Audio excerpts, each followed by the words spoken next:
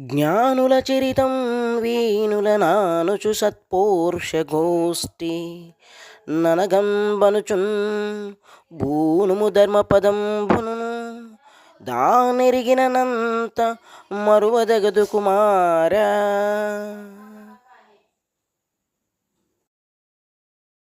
పద్యం పక్కి అప్పల నరసయ్య రచించాడు.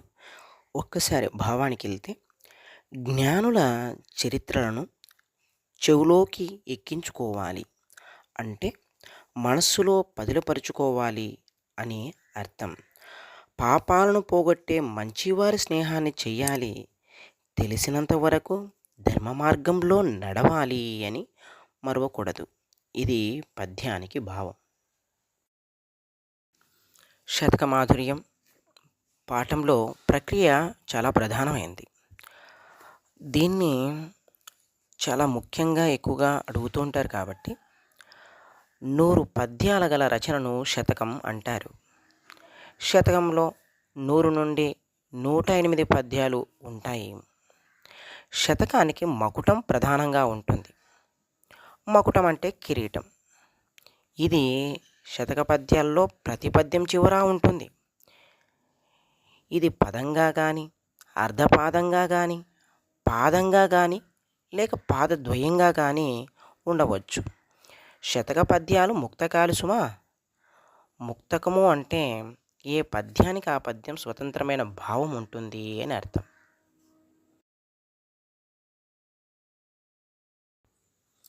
కవి పేరు మారద వెంకయ్య. కాలం 1550-1600 మధ్యకాలం. ఇతర పేర్లు ఈయన మారణ వెంకయ్య అని, మారవి వెంకయ్య అని కూడా అంటారు. రచనలు భాస్కర శతకం. ప్రత్యేకత తెలుగులో వచ్చిన మొదటి దృష్టాంత శతకంగా భాస్కర శతకానికి పేరు పొందింది. దృష్టాంతకం అంటే ఉదాహరణ అని అర్థం. కవి చెప్పదలుచుకున్నటువంటి నీతిని ఉదాహరణతో చెప్పడం వలన నీతి బోధ స్పష్టంగా చాలా తేలికగా అర్థమవుతోంది.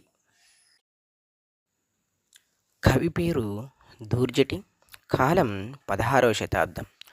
ఆస్థానం శ్రీకృష్ణదేవరాయల అష్టదిగ్గజ కవులలో దూర్జటి ఒకడు. రచనలు శ్రీకాళహస్తీశ్వర శతకం, శ్రీకాళహస్తీశ్వర మహాత్మ్యం. మరొక కవి ఏనుగు లక్ష్మణ కవి. కవి పేరు ఏనుగు లక్ష్మణ కవి. కాలం 18వ శతాబ్దం. నివాసం కాకినాడ జిల్లా పెద్దాడ గ్రామం. రచనలు సుభాషిత రత్నావళి, రామేశ్వర మహాత్మ్యం, విశ్వామిత్ర చరిత్ర, గంగా మహాత్మ్యం, రామవిలాసం.